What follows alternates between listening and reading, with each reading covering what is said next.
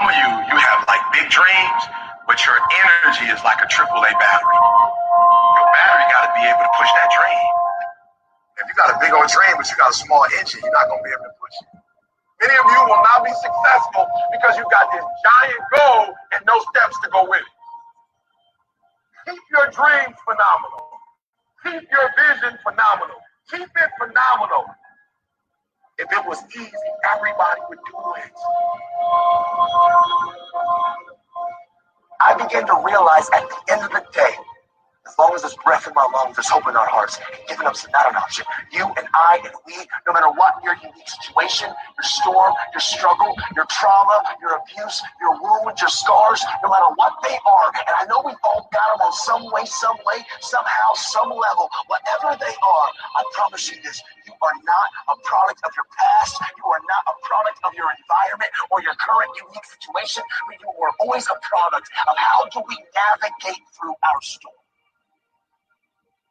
Welcome in. A little motivation for you. This is Benz's Bit, under the umbrella of the RTF Sports Network as well as Twist Nation. You can find me at Twist Benz on Twitter. This is episode 1, so Benz's Bit, just to get you a little more integrated with who I am, Matt Benz. So with my bit today, we are going to talk a little bit about The Last Dance. So I did just finish it. I work early in the morning, so it was DVR'd, and I did get to finish it. So my takes on it was awesome. You know, at first when I heard that it was going to be, you know, a 10-episode, 2 episodes a week, hour-long bit, you know, I thought that was going to be a lot, but I was really impressed with how they could stretch out. Michael is in the comments right here, says, I drive a Honda. Actually, I drive a Volkswagen. So appreciate you. Pretty brand new, too. I appreciate it. All that Twist money and RTF money. Thanks, Buck. But, yeah, just for me personally, I was born in 90, young Buck, right? So for me, I didn't really grow up with MJ. So I got to see more of how he was and who he was as an athlete. You know, everybody always compares him to, you know, a bunch of people as the greatest of all time, right? Mostly just LeBron. But the big thing is just realizing to me how he came about. And a lot of the behind the scenes stuff was awesome. I think the show was put together great. I really did think that even though it was 10 episodes, they did transition. A lot of the haters, let's say on Twitter and things, are saying, you know, the jumping around from, you know, going into the future, or not the future, but going to like 98 and then jumping back to like 93 and zigzagging all over the place. They were kind of hating on that. I liked that, you know, but I could follow it. I was a little more competent than maybe most of the viewers.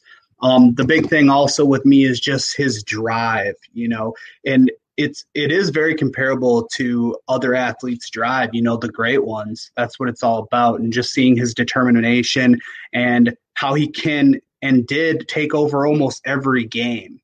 You know, that's the thing that I compare him most to LeBron about, is just that they have that switch and they understand how important the fans are, and they go out each and every game and try to produce a bit of entertainment that keeps the fans and the jerseys being sold and things like that. So as a show, I think it was great. You know, I really enjoyed it. That's that. Now I want to kind of transition over to more of the LeBron verse MJ. And, you know, one of our co-hosts, Mike Reeves, he's a big LeBron guy. I'm a big LeBron guy too, but I think that it's kind of like comparing apples to oranges, right? They're both fruits, and LeBron and MJ are both basketball players, right? But they're apples and oranges. You know, back when MJ was around, it was more of like the bad boy basketball, you know, where you could actually throw your body around and, you know, there wasn't as many fouls. It was way more physical. You know, that's a different story in that Michael had to go up against a lot of different stuff. Mike is actually hating right now on this take. And that doesn't mean that they're both not the GOATs. That's the thing. Why can't they both be the greatest of their time? You know, I think you can't compare if you can't compete, right? Therefore, if you take that quote to heart, since they never competed against each other on the floor at their peak, you can't really say who's better than the other. At least I can't. I think they're both the greatest of their generations, and I think that's key to realize. For me, LeBron is a freak of nature, just like MJ. But then also you see what MJ had going on, and he couldn't handle the heat. We had our show of Twist this last Saturday, and we had Stan Norfleet on, and he kind of talked about how MJ couldn't handle the heat basically when it was going on, how he retired. And yes, his father's death had a lot to do with that, but also before his father even was murdered, he had already been talking about how he was going to go play baseball. So that's just a key factor in it. LeBron is in the center of all of it, The attention span is tough. So that's kind of the take there on that. Let's see what we got for comments here. So Buck wants me to pick. Mike says you can't have two GOATs. That's like saying GBG is as good as me. Ouch. Green Bay Greg, that's a tough shot at you. LeBron James never played against the Pistons or the Celtics in the 90s. Thank you, Captain Obvious. Buck says, I can say who is better. LeBron is better. 260.69 versus 186.66. Hot take. MJ quit twice. Valid. Yeah, exactly. So like I said, though, I still think MJ, I'm not going to pick one because there's no need to. I'll let you guys pick one that's impressive. The majority of, Buck is saying Green Bay is better than Mike, period. Ouch. That's just, and then Greg, we'll throw that in there. Damn. Yeah, damn is right. So here, let's get a little update to the viewers and listeners about kind of like our umbrella shows, right? So we've got Benz's Bit.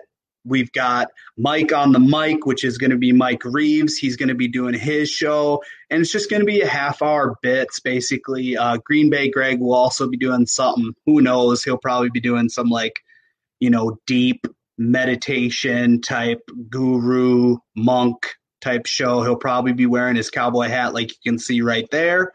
We'll see what happens. But basically, that's going to be our umbrella shows based off of Twist. So I will have the 12:30 Central slot, so 1:30 Eastern slot on Thursdays on rtfsportsnetwork.com.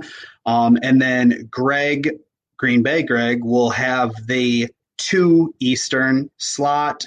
And then Mike will have the 1 Eastern slot, I believe. Correct me if I'm wrong, Reeves, but I believe that's what it is. So just a little bit more personal, a little bit more of, for Greg, it will be great because he'll actually be able to get some words out. Usually we bombard him pretty good on the show and try to cut him off simply because we're the Minnesota fans. Greg is the unfortunate Wisconsin fan. So that's good in that. Other stuff that's kind of been going on, let's see here. So the big thing that's been on my mind, I talked about a little bit on our show on Saturday, was about the MLB and a lot of the players. Here, Buck, I'll give you your claim of fame. I'm just trying to do a bit here, Buck. Let's see here. Here's how you can pick a GOAT. LBJ has embraced the challenge, grown as a person, player, etc. MJ left the league twice because he couldn't handle the light. That alone knocks him down to number 3. All right. Beautiful. I appreciate that, Buck.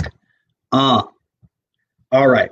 So one thing that I want to talk about during this bit is the MLB and the players that have been very vocal about how they don't necessarily want to come back unless they're getting all the money that they were supposed to get prior to the pandemic, right? So what that hits kind of home to me because you not only see all these people that are unemployed, but it's a pandemic for a reason, right?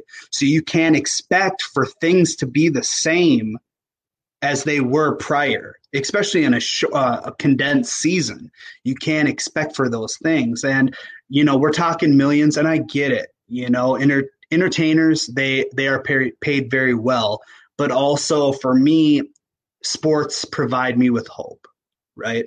So by me being able to tune in, and by me being able to, come home from a day's work out in chaos and be able to throw on a game. That's what it's all about for me personally, being a sports fanatic, right? So that's the big thing. And focusing on what these guys are saying is that they're, worried about endangering their lives and putting their lives at risk. There's people that are out on the front lines right now, whether that be nurses, whether that be, people in grocery stores, whether that be whatever, that are essential right now, that are dealing with anybody that's dealing with more people than just who they live with on a daily basis are putting themselves at risk, right? As Buck is saying here in the comments, RTF Sports Network has a blog on this right now. Make sure you go and check that out. So I really believe that, the players should understand that this is a business, and any business right now that is quote unquote hurting or feeling the effects of a pandemic need to realize that there's repercussions for that to keep this business afloat. I think that, they should take advantage of it, because even though you're not maybe making as much money, you're going to take advantage of this cornering the market and realizing that more and more people are at home and watching sports than out and about. You're going to gain more fans because of this. And, it's also about good karma, right? And just realizing that, everything's going to be okay, and realizing that the MLB isn't going to allow players to go back without the top of the line doctors on hand, without multiple testings going on, through your club and things of that nature. So I think that's a big thing to realize too, and just realize that. So I hope that they do come back. I think that would be an excellent thing. We still got some guys over here chirping, so let's see what they got going on here. Reeves, I'm going to come back like Jordan wearing the 45. It ain't to play games with you. It's to aim at you. Holy cow. MC Reeves over here. That's tough. Let's see here. So, Greg Bauman says that Mike on the mic, Benzi's bit and Green Bay Greg would be satellite shows. Once again, Greg having to overthink. Thanks, Greg. I appreciate you. Let's see here. Okay, so just to review, Mike on the mic will be at 1 p.m. Benzi's bit will be at 1:30 p.m. And Green Bay Greg, what a unique show title. That will be at 2 p.m. Eastern every Thursday on rtfsportsnetwork.com. If you haven't checked out rtfsportsnetwork.com, please do, man, because, it is the real deal. Holyfield, our boy Buck, a.k.a. Michael B., Bucky Buck. He puts in a lot of work on it, so that's awesome. We all do appreciate that. And, it's awesome, man. We got blogs coming out now. We got a plethora of shows on rtfsportsnetwork.com. So that's definitely something to take in account. Other things going on with me personally, let's see here. Besides the work on a daily basis, just trying to get out there, especially this weekend for Memorial. I think I'll be heading up north to northern Minnesota. It's called Detroit Lakes. My fiance's mom and dad actually have a lake house up there, so I'll be going up there, ripping around on the jet ski and getting some fish. So that's awesome. That's what we do up here, try to get out and about. Other than that, not much. So what I do want to do here is get into some things that you'll be seeing on Benzi's Bid, especially getting closer to the NFL season. So let me get this pulled up here. So I came out on my Twitter at TwistBenz. I actually had came out earlier in the year with my 2 early top 10s. So let's get a little glimpse of those and get those going here. Basically, just like it sounds, it is my 2 early top 10s for fantasy football. It's going to be pretty awesome here. Just let me get to it. Let's see here.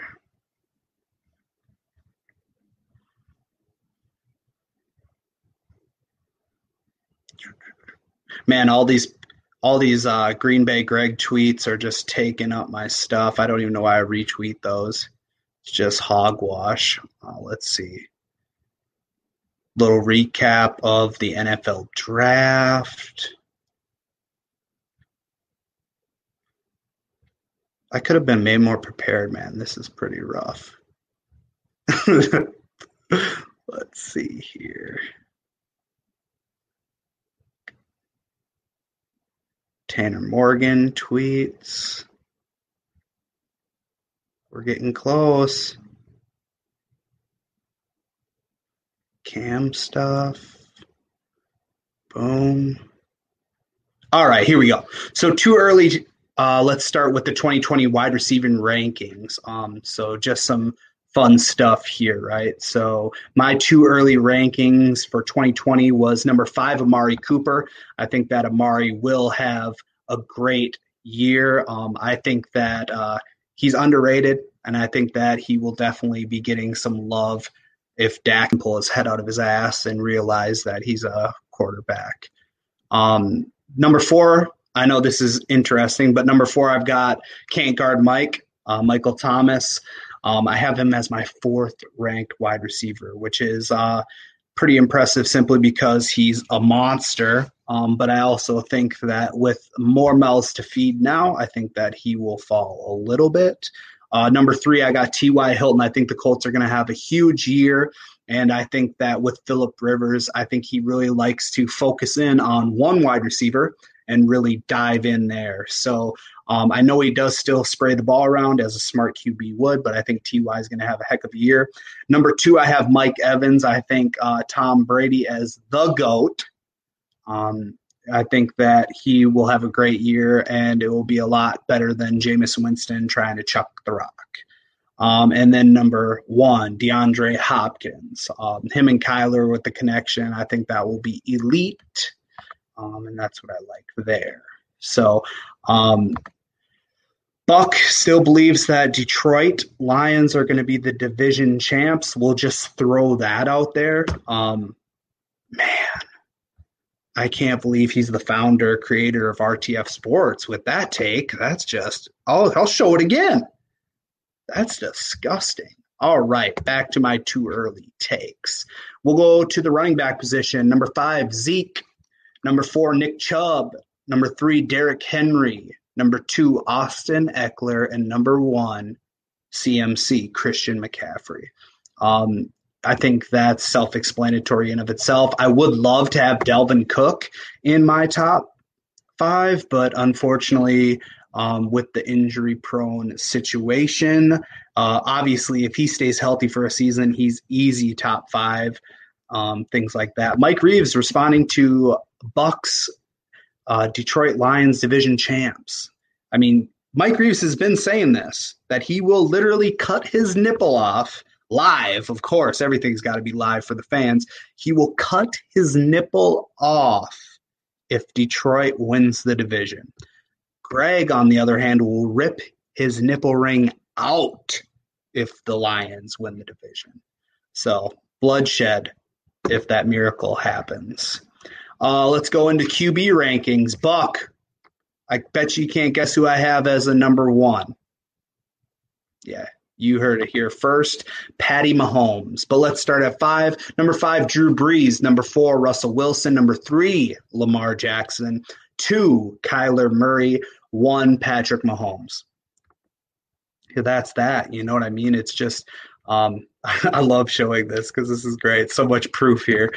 Reeves cutting his nipple off. But, yeah, I think Kyler, I'm really high on Kyler this year. Even in our mock draft on Twist, the boys actually talked me into taking him. I don't really like taking a quarterback too early. It's burned me in the past. But, yeah, Kyler, I think, will have an amazing season. All right, so let's see here. Other than that, once again, Twist is live. However, this week, Twist will be live on Friday, and I believe that is going to be a 5:30 show. So a 5:30 Central show that will be live this Friday due to Memorial Weekend and me going up north. We decided to move it around. So we have that going for us. Let's see. Other than that, we just did our takes. I did my take on The Last Dance, I did my take on who is the better one of the two, Michael Jordan or LeBron James. And since everybody seems to want me to pick who is the greatest of all time, in my opinion, then I have to go with who's been the greatest of all time during my life, and that's LeBron. I mean, it's as easy as that. I've never seen somebody live take over games, especially in the postseason, like LeBron does. Whether it's driving to the hoop, whether it's making the big shots. But not only that, but LeBron makes, out of all the athletes I've ever seen play, LeBron makes people better. You know, whether it's Zydrunas Ilgauskas or Jordan Clarkson, dude's making people better, you know, and that's what it's all about. I mean, up until this year, I mean, you might say that Dwayne Wade was kind of a Pippen, but he wasn't, though. You know what I mean? You know, Bosh definitely wasn't the big man that could take over the game. So I will go and put my hot take on it and say that Mike Reeves will cut off his nipple if Detroit wins the division, and that LeBron is my GOAT. So other than that, that's all I've got. This is Benzi's Bit, episode number 1, and it's going to be a good time. Thanks, guys.